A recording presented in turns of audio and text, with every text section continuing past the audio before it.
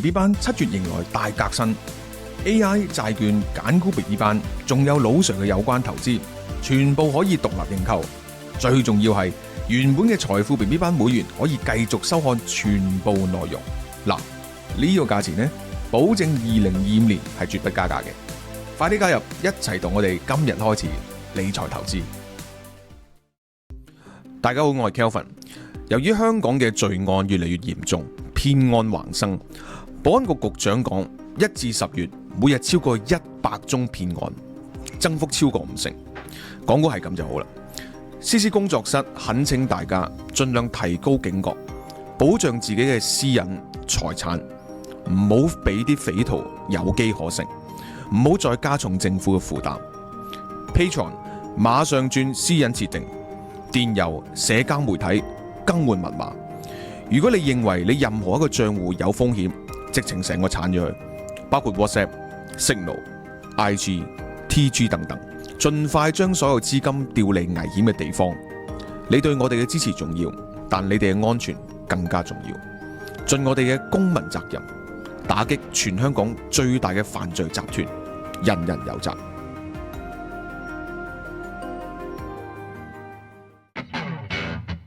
講時事，論經濟，報道法庭新聞，小爆荒謬人士。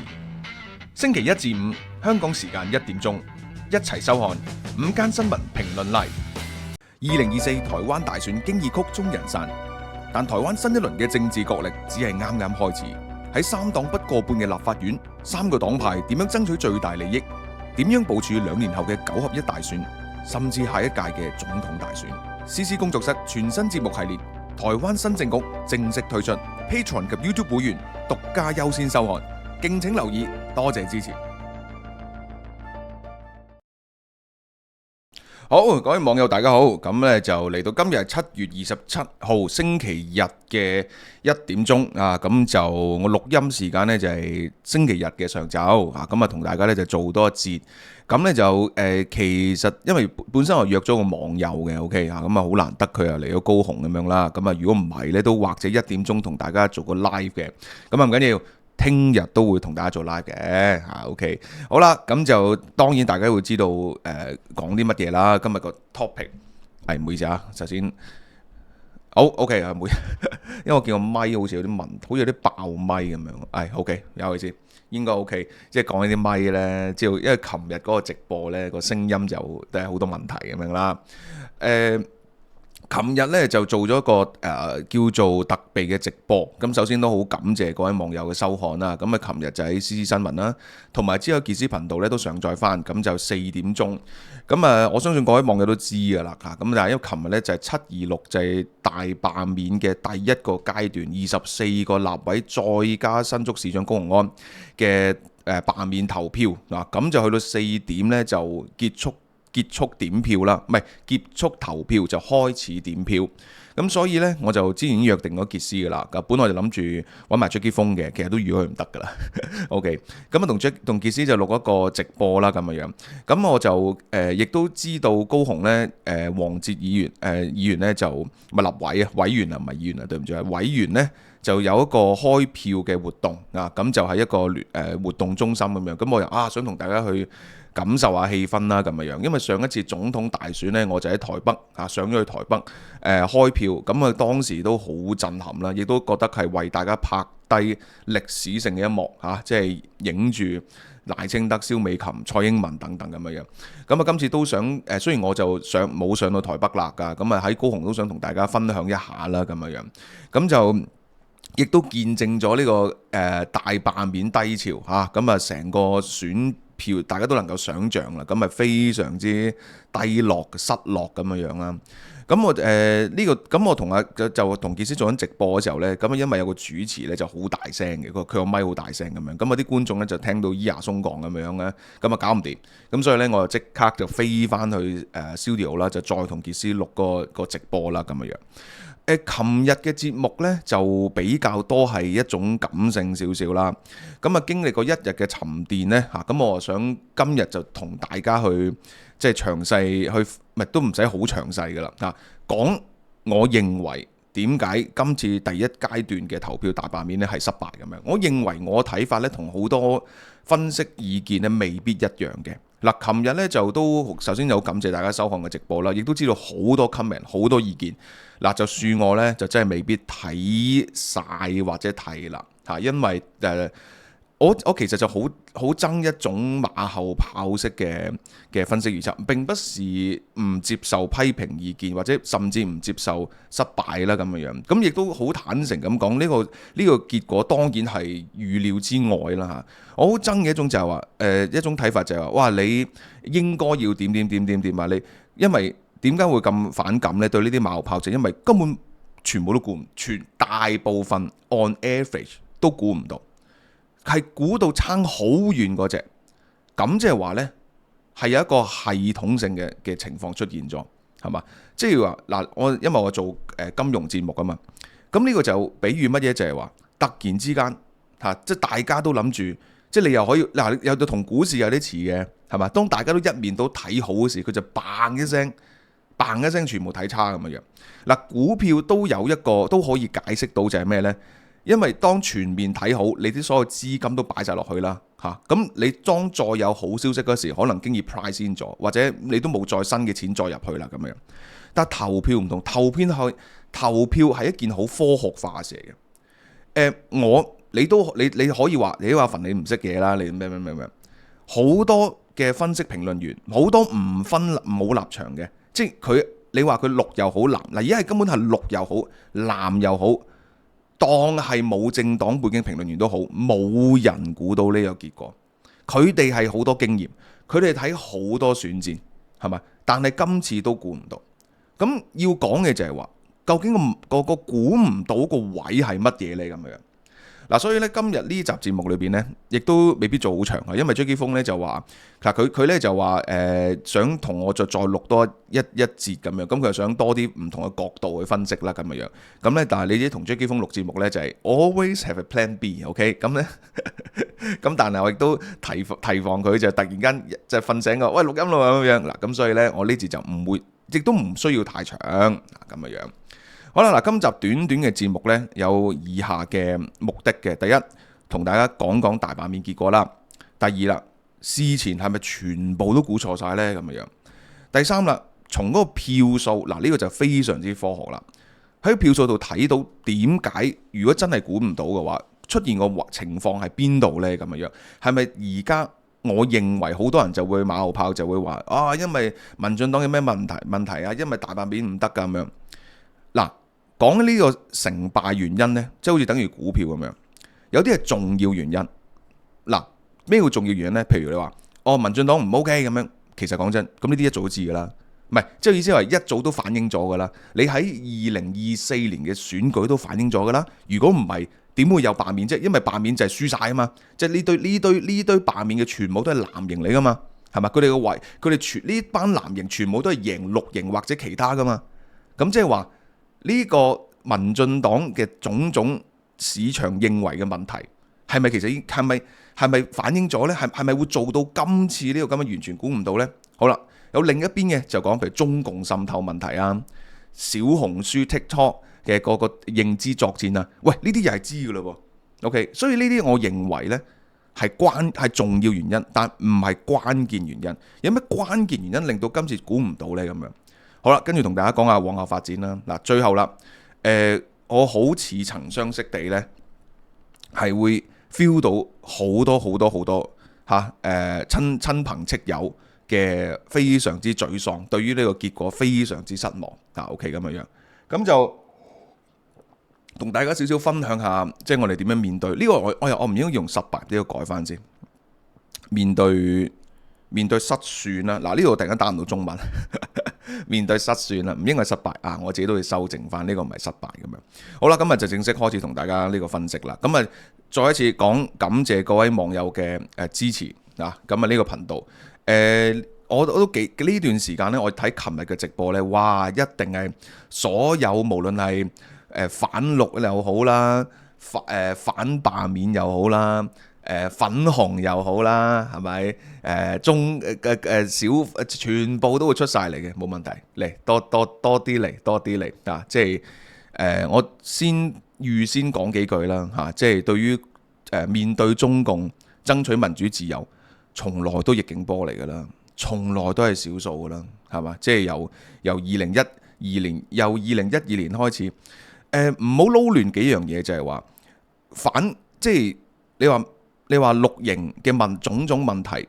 呢個固之然，我都話呢啲係已知事實嚟嘅。綠營當然要完全面檢討啦，我認為綠營當然要甚至作出大改革啦咁樣。喂，但係呢樣嘢同我哋嘅抗爭係兩件事嚟㗎，係嘛？係咪代表綠營嘅不濟，我哋就等於我哋要投共呢？喂，係嘛？當個選擇而家面對緊中共嘅時候，咁我覺得就個路線係好清晰嘅，面對中共呢樣嘢，從來我哋都係少數嚟，我係從來都係少數，我係從來都係逆境波啊。OK， 所以呢，各位網友，唔開心係要嘅嗱，咁但係呢，聽日繼續作戰咯，係咪？我哋做咗10幾年㗎啦，呢樣嘢就係咪？你甚至再遠啲，你講一啲抗爭前輩係嘛？即係再數遠啲啊，係咪？即係面對中共，我哋幾時開始失敗失意啊？最849，再咁你又講得太遠，8964係嘛？0304、0708、2012、2014、2019係嘛？咁而有咁樣嘅，即係我哋失敗係兵家常事係嘛？最重要嘅就係下一場仗點樣打法嚇。諗到呢樣嘢之後呢，我哋就要睇下失敗裏邊呢，其實我哋都唔係完全冇收穫嘅。好啦，嗱，首先講起呢個大罷免結果，當然就係第一 round 24席全部罷免唔到，包括高虹安。咁去到823將會再有7席嘅，OK，咁我哋可以當係都係失敗先啦，係咪？咁樣，咁啊嗱，冇嘢估到㗎，係咪？即係我有一個諗法就係，如果823成功，咁係咪？咁點啊？突然之間又大罷免又贊成翻啦？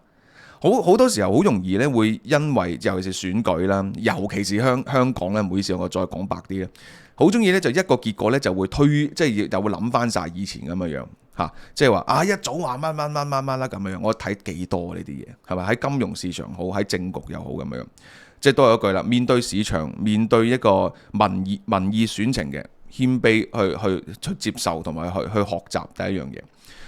好嗱。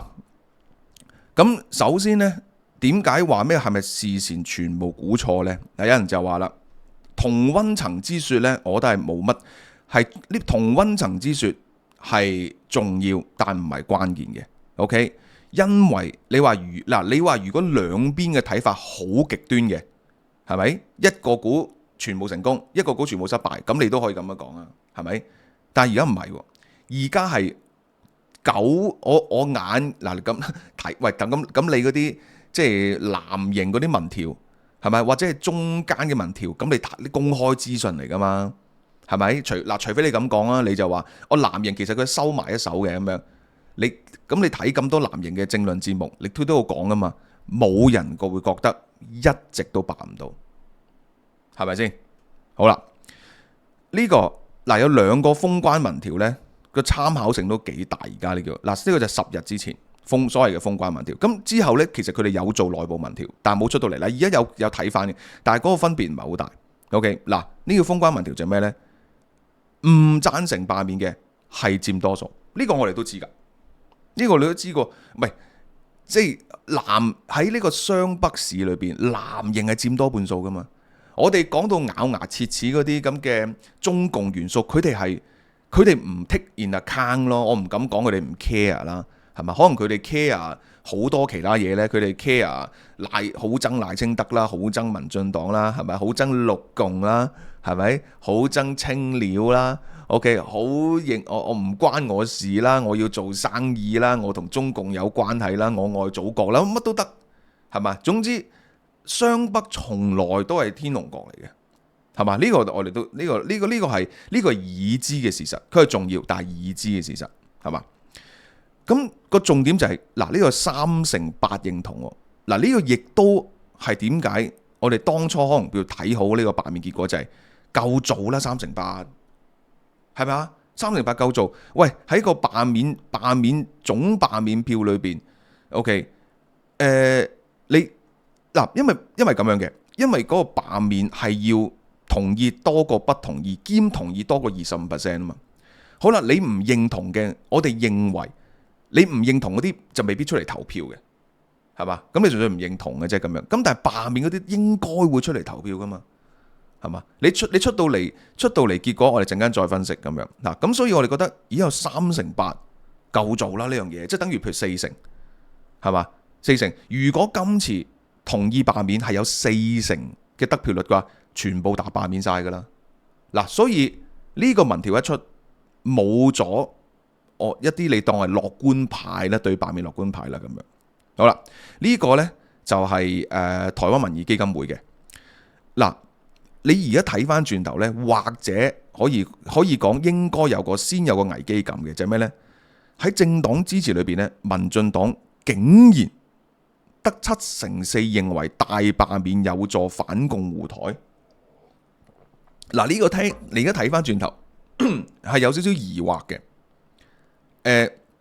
但係冇人會相信，甚至藍營都唔相信綠營會吹唔到基本盤噶嘛。嗱，陣間再為大家解釋。OK， 好啦，嗱，呢個就係美麗島民調。嗱，而家就唔止加出嚟認屎認屁啦，一早估到啦咁樣嚇。嗱，當時民大一樣嘅係反對罷免嘅呢係多啲嘅。嗱，但係贊成都35%喎。嗱，35至38又係嗰句啦。如果你有35至38呢，唔會一個都罷免唔到嘅，係嘛？就算你睇翻吳子嘉之前嘅訪問，佢講乜嘢？嗱，而家個認屎認屁啦，佢話咩啊？呢度下邊睇住，藍營應該罷免5席以下。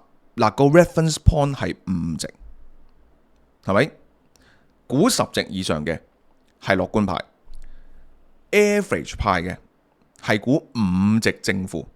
5席正負，你話估完全罷唔到嗰啲嗱，咁呢啲講啫咧，即冇理據嘅，我就睇唔到啲咩理據啦。好啦，賭盤都係啦，5輸6贏個 reference point 5月嗱，呢個好近，呢個7月15號出噶。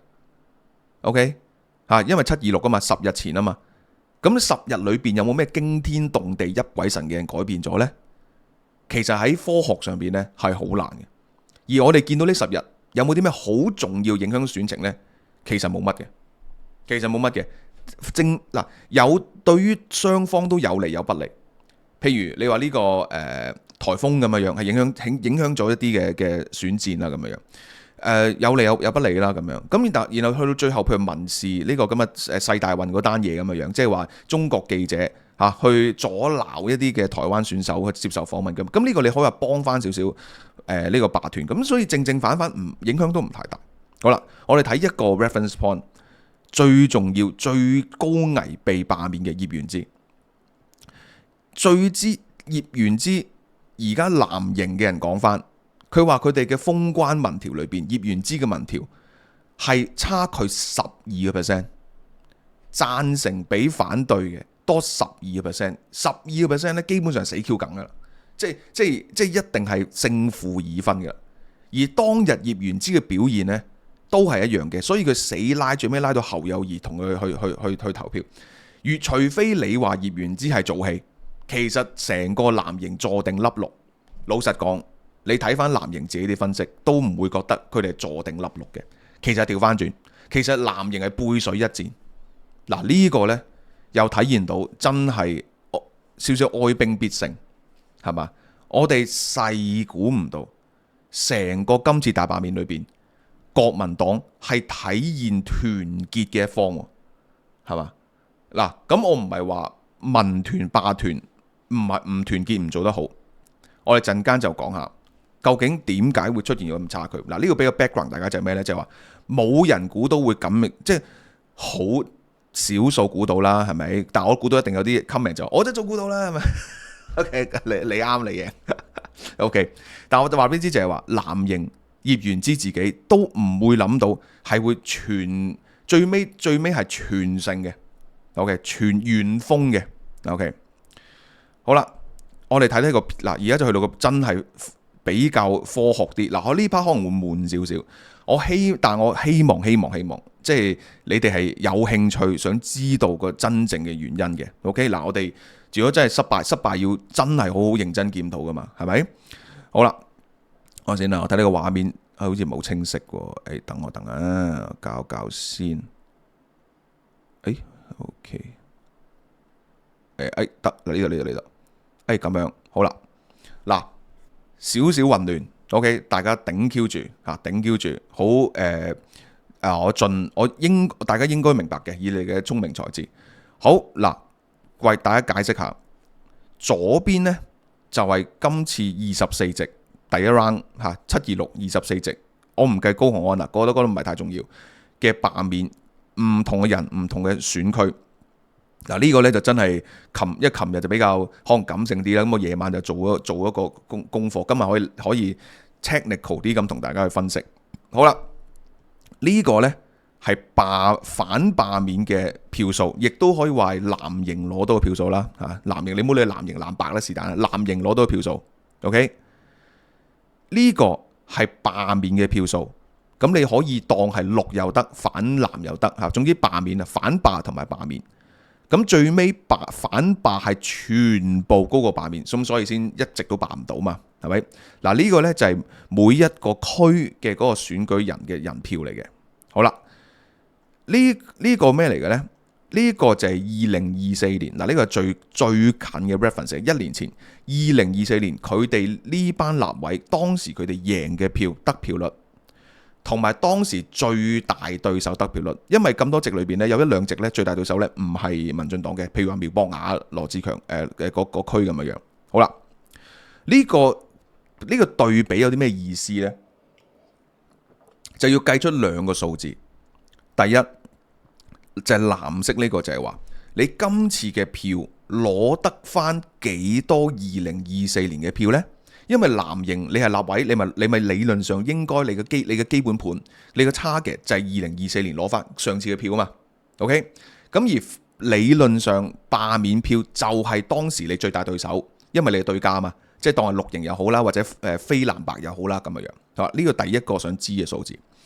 第二個想知道數字呢，就係話究竟反呢個罷免嘅票佔總人數幾多，或者總選票幾多？因為嗰兩個門檻就係反對多過，唔係罷免要賺多過反對，同埋你罷免票要高過25% 嘛。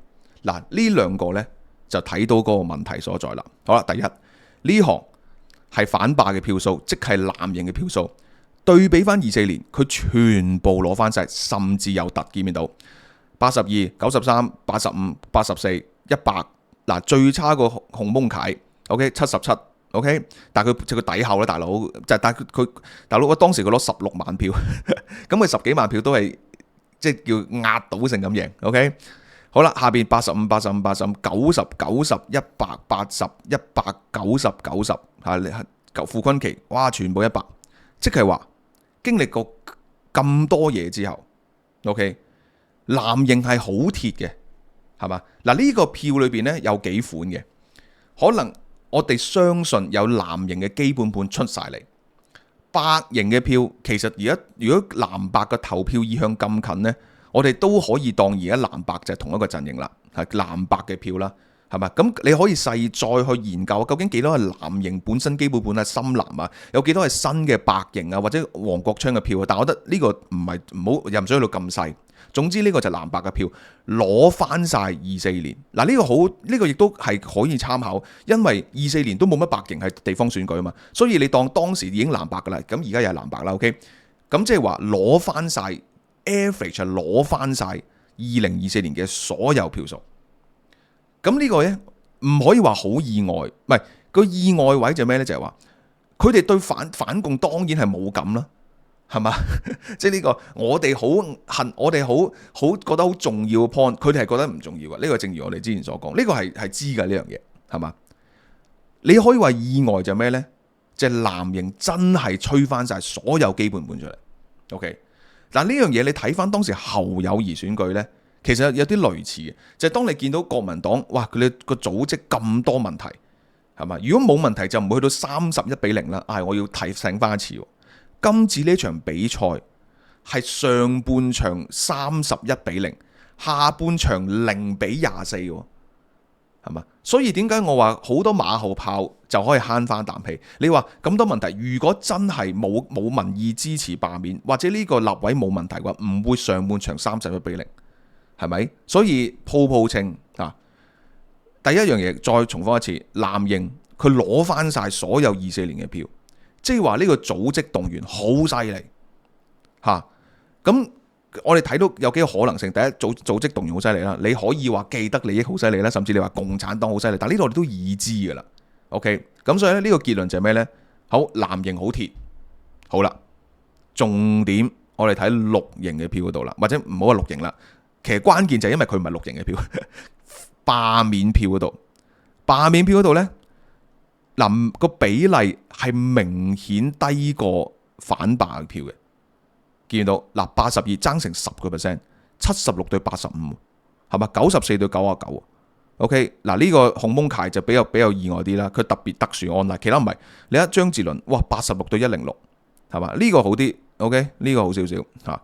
咁啊，但係average 你哇桃園係最撚大鑊，70，係咪？嗱好明顯話呢啲好爭好遠，台中爭好遠，即係話。你呢班立委票當時你已經輸啦嘛，而你攞翻上一次票嘅比例仲少過對方，大家明唔明白呢樣嘢係嘛？我哋唔好淨係睇輸贏先，輸贏知嘅啦，呢啲唔使分析。OK， 即係唔係話唔使分析，即係輸贏嗰啲一眼睇晒啦。佢輸係要輸到你連當時嘅票都攞唔翻。好啦。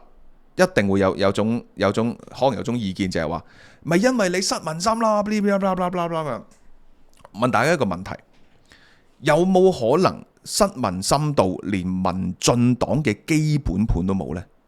咩叫基本盤呢？基本盤即係鐵票。民進黨嘅鐵票係乜嘢啊？台灣主委係咪？呢個抗中保台，你大家嗱平心靜氣地諗。經過半年之後，呢堆鐵票會唔會走呢？我覺得更加唔會啦。正如國民黨係咪？佢好憎綠營嘅，佢經過半年之後，可能佢更加憎、更加鐵。綠營嘅憎呢個共產黨嘅，憎呢個藍白嘅，理論上應該更加鐵噶嘛。同埋咁多次選戰裏邊，我哋都見到綠營嘅基本盤係，喂，你已經係低潮到陳水扁後嗰屆謝長廷嗰屆都有鐵票噶。呢個鐵票我哋估計幾多呢？咪35% 左右咯，呢個係合乎頭先講嗰啲民調嘅。好啦，我哋睇睇開票結果嗱，呢個計埋第二就好重要啦。罷免票佔總人數幾多呢？紅色嗰啲係低過25%，你睇下幾多？24席裏邊1、2、3、4、5、6、7、8、9、10、11、12、13、14、15、16、17，就數好似係1、2、3、4、5、6、7、8、9、10、11、12、13、14、15、16、17， 24席裏邊有17席，連總票數25% 都冇。你諗下，民進黨有冇可能連25% 基本盤都冇呢？好難想像到，係嘛？咁即係話。而我哋見到民團罷團係做得好好嘅噃，係嘛？咁即係話咩呢？民進黨嗱，呢個基本上我認為都幾合理分析㗎啦。民進黨嘅系統票、組織票、基本盤出唔到嚟，冇出嚟或者出唔到嚟，係嘛？你可以認為冇咗嘅，OK， 你可以認為冇咗，咁但係你要提出啲理據。係嘛？點解呢？之後點解會冇咗呢？咁樣，咁我提出個我就覺得比較應該要解釋嘅就係點解出唔到嚟或者唔出嚟，就係成個大罷免去到第3階段嗰個民進黨或者政黨與罷團之間嘅嗰個組合呢，就出現咗問題啦。再講白啲，就係。呢個咁樣嘅民團 kind of 少少游擊嘅方法，同綠營呢種正規軍嘅方法加埋一齊呢，係原來唔係大過2嘅，係咪？1+1加埋係打咗個折頭嘅。嗱，呢個亦都好 make sense。政黨係好，即係如果大家有了解過以前嗰啲選戰點啫，咁講真，民進黨或者唔好話民進黨，國民黨。佢哋打咗20-30年選戰，其實呢啲都經已好熟練㗎啦。點樣搞組織、造勢大會啊？係嘛？由民間啊、上而下等等等等等，一層一層，即係莊，我哋香港熟悉嘅莊腳啊，點樣好熟悉㗎。OK，霸團唔係，呢班霸團全部係有自己工作、自己身份、自己嘅嘢，係嘛？佢哋係一股熱血咁出嚟，所以唔好話佢哋看似而家同呢個民進黨係冇乜緊密合作，就算想緊密合作，亦都未必識點樣合作。即係你用翻香港嘅諗法，你有少少你幻少少幻想下，就係譬如話假設以前我哋10幾年前即係激進民主，即係叫做進步民主派冒起，係嘛？同正規嘅泛民，喂屌即係夾埋喎，大佬係嘛？個策略上都唔叫喂，淨係講啲協調機制都協調條毛出嚟啦，記唔記得？好難協調係咪？即係去到初期啊，後期梗係唔同啦，係咪？冇錯啦。你一定要去到殺到埋身啦，去到咁就真係就和勇不分啦咁樣，咁可能而家就未係啦咁樣。呢個係719我上去台北嗰度，為同大家去直播嗰個好 Q 蒙嘅嗰個即係叫做重返青鳥啦咁樣。最尾邊個喺上邊呢？唔係民進黨嘅阿美啦，係咪？曹興誠啦，好啦，呢個係724最後造勢大會上邊嘅呢班嘅，全部都係。係嘛？有一個沈伯洋，但都唔係以民進黨立委嘅身份，冇民進黨旗幟，冇任何民進黨嘅領導人物。OK， 嗱，當你贏晒嘅，你就好型啦，係咪先？我哋靠民團嘅，有爆霸團嘅，事實證明就係贏唔到。反觀呢個係725國民黨反罷免，即係藍白反罷免嘅，我哋即係簡直係 copy and paste， 因為嗰啲人物朱立倫啦、韓國瑜啦、侯友宜啦、盧秀燕啦、蔣萬安啦，識背咁滯啦，係嘛？國民黨係背水一戰，全力以赴，所有人物進出，動員晒所有能夠做到嘅嘢。因為呢戰呢，如果瓜咗嘅話呢，就非常之危殆啦。反觀呢邊呢，就係民團為先，霸團為先，政黨好聽就同行，唔好聽嘅就係真係兄弟爬山啦咁樣。係喺呢個正規軍兩軍大戰嘅選戰前呢，原來係唔得嘅，原來唔得嘅咁樣。咁所以呢個你而家睇翻轉頭就係話，sorry，所以你而家睇翻轉頭就係你估唔到嘅嘢就係話，此消彼長，國民黨最尾所有基本盤出翻晒嚟，OK。咁呢個有啲意外，但唔係最主要嘅死因。最主要嘅死因，竟然係民進黨嘅基本盤自己都冇吹翻晒出嚟。嗱，咁呢個諗翻轉頭，當然唔係要咩捉戰犯，唔好意思嘅，係咪？我好客觀分析翻，即係話，喂，咁樣原來霸團在前，政黨同行啦，OK，或者在後啦，原來贏唔到嘅，係嘛？贏唔到共產黨，OK，喺呢個當。而家仲要係主流民意都唔反共嘅情況之下，係嘛？佢講緊雙北啊，高雄南部唔使講啦，南部係嘛？咁我感恩啦 ，OK， 仲係即係仲喺呢個南即係偏呢個偏綠嘅地方啦 ，OK， 喺雙北裏邊冇佢哋對於抗共嘅感覺同我哋完全唔同，係嘛？但係我哋要了解呢樣嘢嘅，我哋都好熟悉呢樣嘢。Come on， 我哋香港人嚟噶嘛，係嘛？我哋香港人嚟噶嘛？我哋香港人對於我哋對於仲有40%嗱，當時仲有民選嘅情況啊，咪6-4比嘅泛民6-4比嘅，我哋仲有40%建制派，我哋都拗爆頭啦，唔拗爆頭噶，係嘛？你諗翻轉頭，即係調翻轉佢哋都係噶，佢哋竟然覺得60%有泛民一樣嘅嘛，正如人就係咁，選舉就係咁，地方就係咁，係嘛？藍營嘅人覺得有冇搞錯啊？屌你咩仲有4-6型咁樣，即係咁樣噶，即係我哋點解啫？係嘛？因為咁樣。咁所以嗱，好啦，喺咁嘅情況，即係而家我哋見到就係話，當你民進黨唔係完全總動員落水呢，就4個字就唔湯唔水啦。OK， 咁我認為呢，當然民進黨要負全責啦，當然唔會掛霸團啦，係咪？嗱，我哋知好多嘢嘅，即係譬如話霸團唔想沾到政黨，係嘛？譬如話喺呢個咁重要嘅724造勢大會，嗱719都算啦，719都算，724喂，直情係唔 reference 一啲嘅民進黨，嗱佢哋唔係冇 point 嘅，點解呢？佢哋唔想變成兩黨競爭，佢哋唔想甚至俾人覺得如果呢件事成功咗，純粹係益咗民進黨。OK， 嗱佢哋唔係冇 point，但係個客觀效果就係咩呢？咁民進黨呢，就真係谷唔入啦。即係民進黨就冇辦法同民團咁樣一齊去雙箭頭咁打啦。但係呢個你民進黨要自己解決噶嘛，係嘛？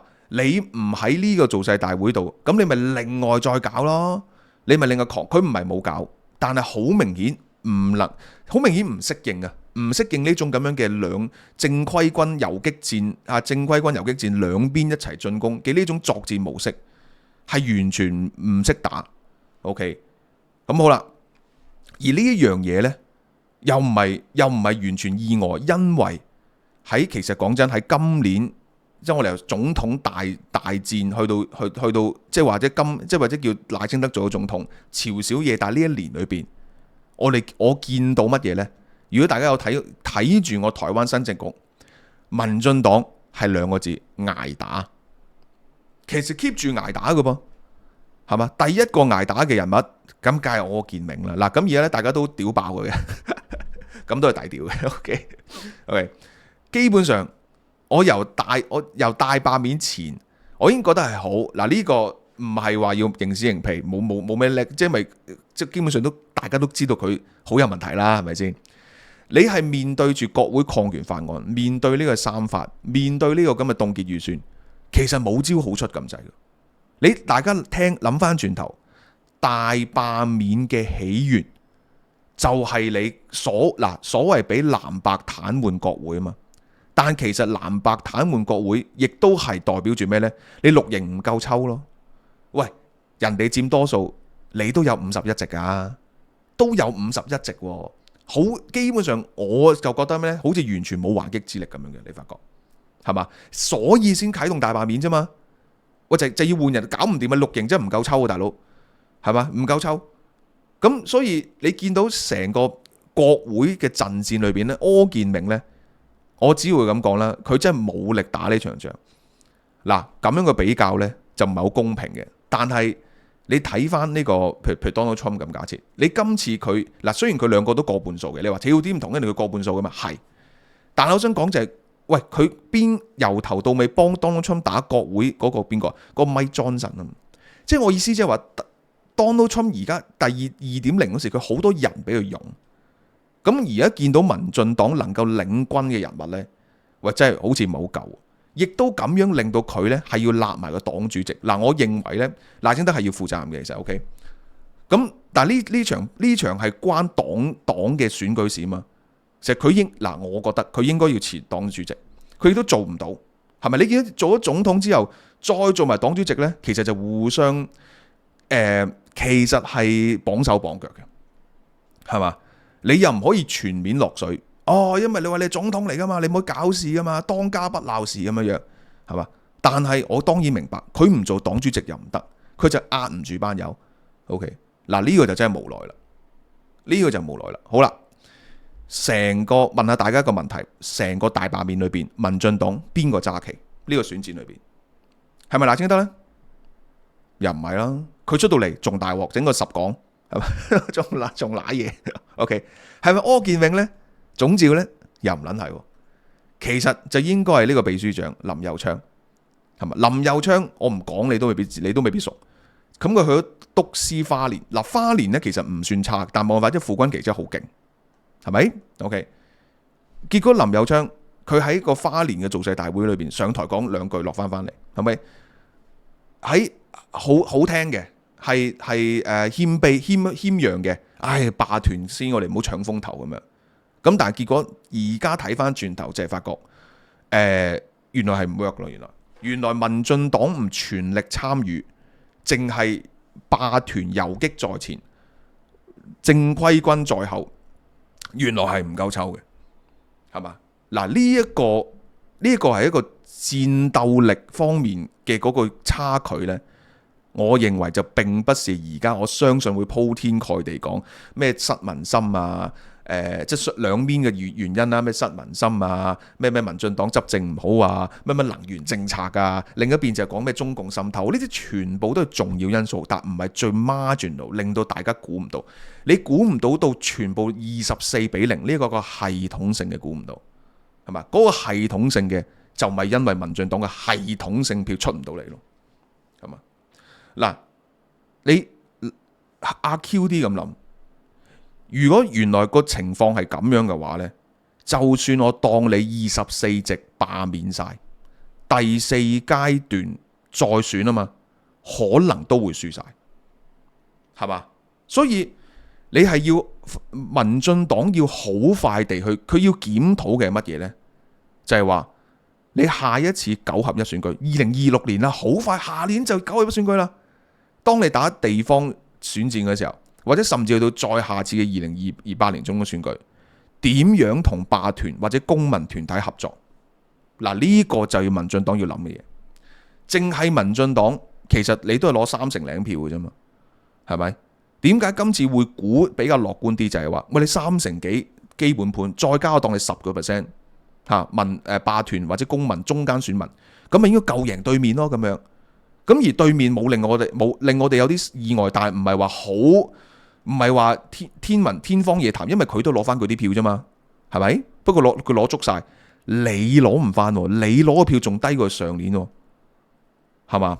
嗱，咁所以呢，呢個係一個戰鬥力選戰嘅問題，而此消彼長，我哋估唔到嘅就係，屌你民進黨會輸選戰，真係嘛？就係咁樣樣啦。咁啊，所以好啦，嗱，呢個就造成一個咁嘅結果啦，咁樣。嗱，往後講多少少啦，往後會點樣呢？呢個發展呢？好啦，第一個議會唔使講啦，梗係繼續。喂，藍白仲唔或者叫所向披靡，而家士氣大振，如取如攜，想點就點咁樣，係嘛？我認為呢，民進黨呢，你冇嘢好諗噶啦。係咪先？喂，全力你而家係要當你係在野黨咁樣打噶啦，你明白？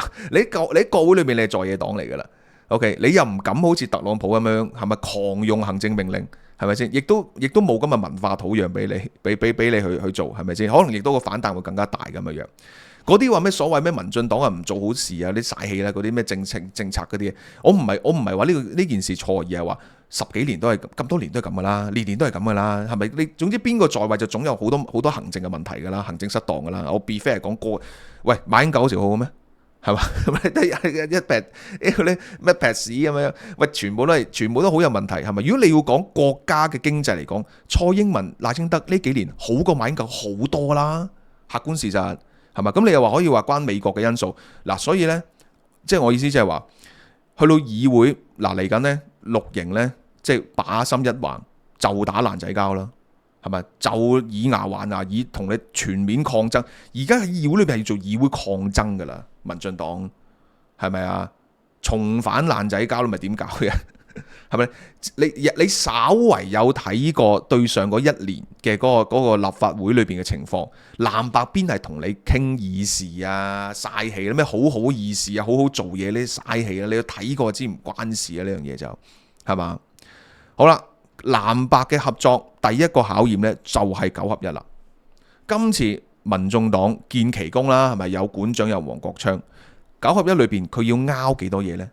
有冇地方嘅議席會出現撒卡都嘅情況呢？咁樣嗱，理論上咁樣講呢，似乎有機會益咗呢個咁樣嘅綠營啦，咁樣。但係喺今次我哋見到藍白嘅嗰個統籌係咪？甚至你陰謀啲講，上綱上線講，喂，共產黨後邊真係仲係搞得掂喎，係咪個利益即係做得好充分喎，好合作喎咁樣？咁就要再觀察啦。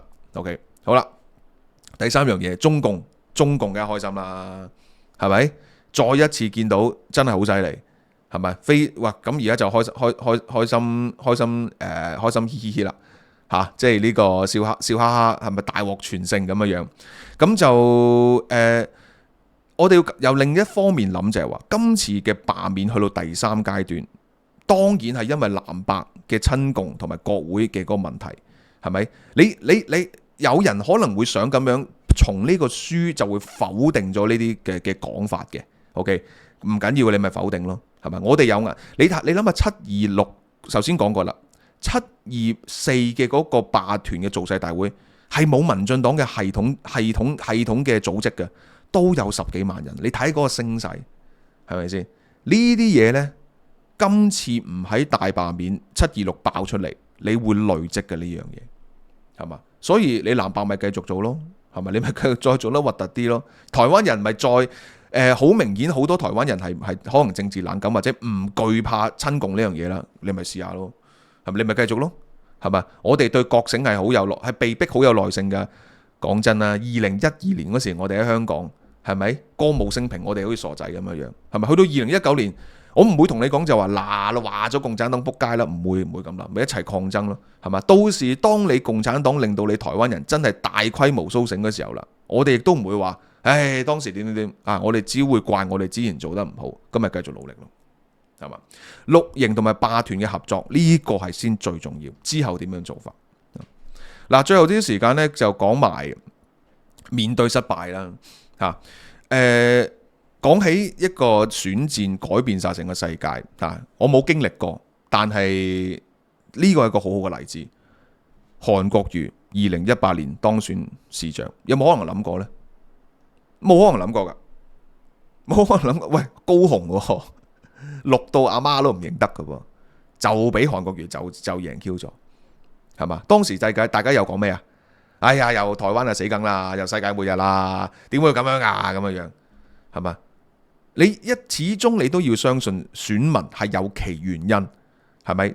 就算之後睇翻原因，或者係有問題，係咪？正如喂當時選馬英九，我覺得而家冚家產啦。喂，當時有其原因噶嘛，係咪？好啦，你當時選奧巴馬咁樣，喂，當時有其原因，而家當然我覺得係冚家產啦，係咪先？可能你之後覺得Donald Trump都係冚家產，但有其原因。嗱，當時選韓國瑜有其原因，好啦，之後選民罷免咗佢咯，係嘛？好啦，講起 Donald Trump， 我最有印象就係2020年嘅時候，當時我就同大家即係經已，即係19年嗰時候我已經全職做網台啦，同大家跟進住成個選戰裏邊出嚟好呀，其實幾意料之外嘅，因為本身個形勢唔錯嘅 Donald Trump， 種原因係咪輸咗啦？咁當然我認為有好多不法嘅嘢出現咗啦。係咪？正如今次都有人講嘅不法，但係贏就贏，輸就係輸，係嘛？即係輸咗冇嘢好賴嘅，係咪？當時又係一片，我就好記得，我喺嗰個直播嗰度，或者個節目我分析翻，其實 Trump 有嘢照需要自己檢討 ，Trump 嘅團隊有嘢需要自己檢討。哇，幾多人鬧又屌我又鬧我，今次都係噶，係嘛？今次都會係噶，係嘛？咁但係4年之後，結果呢又另一個世界，係嘛？所以一日有民主呢，即係我哋都要繼續有希望，係嘛？咪繼續努力咯。反共呢條路線從來都係艱難，從來都係打逆境波，係嘛？咁所以呢，唔係話要大家好似我咁病態咁樣正面嘅嚇，你哋係好。琴日同我太太佢都好唔開心，我話應該，其實你哋係唔開心應該，喂，因為期望好高嘛，係嘛？只不過我嘅病態就咩呢？因為即係我都，大家睇翻我嘅，即係我對於成個政局嘅變化，我嘅即係一直做媒體，一直見證住香港、世界、台灣，係咪鬥長命，係嘛？睇下你藍白營咁撚招積啦，今次贏晒，贏到開行啦。OK， 總有下一次，係嘛？總有下一次。好啦，所以呢，繼續努力嚇。咁我都預期咧會有好多可能係認屎認屁啊、馬後炮啊，甚至冷嘲熱諷啊、批評啊，都冇緊要嚇，全部都會成為我哋繼續努力做好嘅動力嚟。Come on 多啲，係咪？最怕你唔俾子彈我啫，係咪先？好啦，我哋嘅媒體一定要繼續努力嘅嚇。有樣嘢肯定㗎啦，證明我哋對於反共嘅嗰個宣傳力度係完全唔夠，係咪？可能我哋真係喺我哋同溫層裏邊，咁點啫？咁有乜辦法係咪？你又試過揾個共產黨嘅說服佢反共俾我睇啊，大佬，梗係難啦，係咪先？係嘛？咁我哋點樣做啊？擴大同溫層咯，係咪？鞏固同溫層咯，發揮我哋嘅影響力咯，努力加油咯，檢討問題，面對問題努力加油啊！OK， 咁就最後呢，近排有首歌我係超着迷，我希望有一日能夠唱俾大家聽啦，即係謝安琪嘅50-50啦。面對夕陽，面對低潮，亦都很低調嚇。我哋默默頭繼續努力。聽日1點鐘再同大家見面，多謝大家支持 ，Thank you，拜拜。財富 BB 班7月迎來大革新 ，AI 債券揀股 BB 班，仲有老 Sir 嘅有關投資，全部可以獨立認購。最重要係原本嘅財富 BB 班會員可以繼續收看全部內容。嗱，呢個價錢呢，保證2025年係絕不加價嘅。快啲加入，一齊同我哋今日開始理財投資。大家好，我係 Kelvin。由於香港嘅罪案越嚟越嚴重，騙案橫生，保安局局長講，1至10月每日超過100宗騙案，增幅超過50%。講估係咁就好啦。CC 工作室懇請大家盡量提高警覺，保障自己嘅私隱財產，唔好俾啲匪徒有機可乘。唔好再加重政府嘅負擔。Patreon 馬上轉私隱設定，電郵、社交媒體更換密碼。如果你認為你任何一個賬戶有風險，直情成個鏟咗佢，包括 WhatsApp、Signal、IG、TG 等等，盡快將所有資金調離危險嘅地方。你對我哋嘅支持重要，但你哋嘅安全更加重要。盡我哋嘅公民責任，打擊全香港最大嘅犯罪集團，人人有責。